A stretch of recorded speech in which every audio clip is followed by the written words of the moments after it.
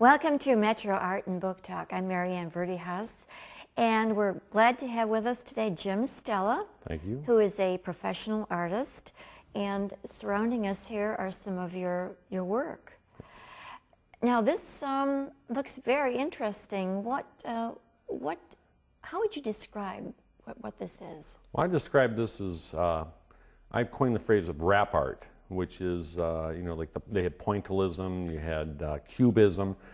Mine is basically city urban, that I see my ideas come from the news, from ideas out of my head, from readings about either things going on in the world politically or the strife inside large cities. Mm-hmm. And if you read a lot into my art, the words go along with what I have in some of the pictures inside, some of the heads and faces I have here. So you're depicting how you feel. Absolutely. About these issues. Right, yeah. For example, this one right here. How would you Well, this one right here, describe this? This one right here, if you look at it, it has the police line that comes across here, and it's broken. It says, "Do not cross." There's so many times I see people going into crime scenes or something like this and saying, the killer left no evidence, okay? Now, as you can see, my footprints are over here. My handprints are here. I have prints all over here, but people are missing the subject. They're missing the fine clues that could actually get somebody. And these are just ideas that I see all the time is in different cases where it's either, let's say the O.J. Simpson case where they said, well, the police walked through the blood or this or that. It was, these ideas come to me just. So you're telling the viewer what? Please do what?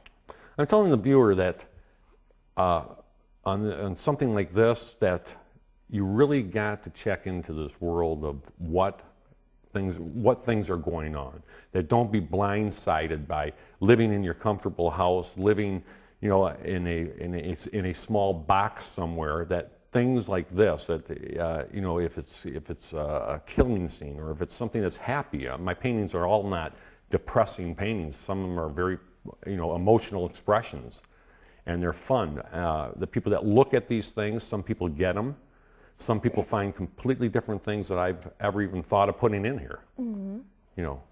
So in a way, it's a story. It's the emotion that you're expressing about these issues. Right. And as far as, of course, you would like your artwork to be sold. Absolutely. So what kind of patron or person that would purchase something like this, what would they be looking for in something of this nature? I would say people who collect graffiti art, like if you're like Basquiat or Michel Najar, if in a graffiti or self-taught artist, it would be a person that I'm known for basically my colors, where people can look past what is said inside these paintings and actually look at just the blocks of color that I put on these. And many of my paintings, that's the first thing that would make a person buy it. It strikes the eye as very, very colorful, and some people just can feel, what I paint in here or what I say in here. Some people come up with completely different ideas of what I've actually put inside there.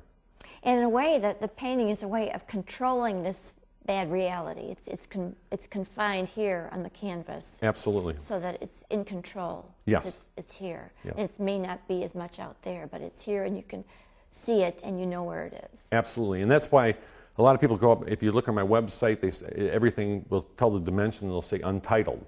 And I use a lot of different things on here. I use oil stick, I use acrylic, I use oil paint, I'll use anything that I can use, I paint with.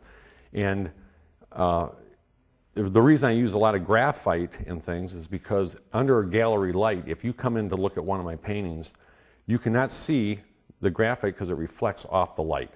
So I want people to look at it from afar, and then as they move closer and really read into these paintings, they'll find out, boy, this is weird. I didn't see that right away. And I want them to spend time in there. And the reason I do not title these paintings, because I want the person, if it's like Picasso, a woman with a red dress, a girl looking in the mirror, it puts right into your mind exactly what he's trying to paint. He's painting this, so you walk up there, and I've been to the Picasso Museum where woman in a red dress, I walk to the next place because it's in my mind that's what he was thinking. And here I want the people, and I've sold some of these where they say, title it. And I'll say, no, you title it. It is yours. You should title. What does this mean to you? Sure. And that's what I like. Now, you depict it as rap art. Right. Now, rap art, the music, Right. happens to be more irreverent than that. Right. Did you feel that this might be an expression here of your work, too? Yes, it would be. I think that a lot of the sketches, the small sketches I do in these small books that I put together are basically writings with a lot less painting inside there, a lot less color. And they do come together with everyday situations that are happening, the things that I see and take place. And I want people to, if there's 3 words inside here, and even though there's a lot more than 3 words, it might have 1,000 words inside here, I want them to go away with thinking of one thing. That one thing that might touch their heart, that one thing that might have touched them as a young person or a family at some time. And that's the one that sells. I've sold paintings before where a person just took one word that I had inside there and really liked it. Now, you described a little earlier, and you tell our audience how you begin to produce one of these artworks. It's sort of spontaneous, isn't it? Yes, at the beginning? it's from the mind to the canvas. And what I do is I'll start a painting as a floor, on the floor. After I prime the whole painting, I start on the floor. So I'm actually kneeling on top of it. I'm 2 feet away, my face is 2 feet away from it. So as I'm going, I start writing across the whole page, not knowing exactly what the whole thing is going to turn out at the end. And then from there, I take it and I'll move another one down, put one up on the wall, and start painting as I can stand back now and start looking into it and really start getting a little more creative, fine-tuning things. The hard thing is, and I think it's for any artist, is to know when to say no. It's stop, it's done. It's over with. It's done. Right. Yeah. So it's just a complete free-flowing of your subconscious. Absolutely. I absolutely do not do a sketch on any one of these. I think that, a lot of people try to do it where I think it flows better that way, because if you overthink it too much and you try to do it from a sketchbook to something else, it's not going to come out that way. It's going to look like it's too thought out. And I don't want mine to be thought out. I mean, I have a lot of people going, boy, my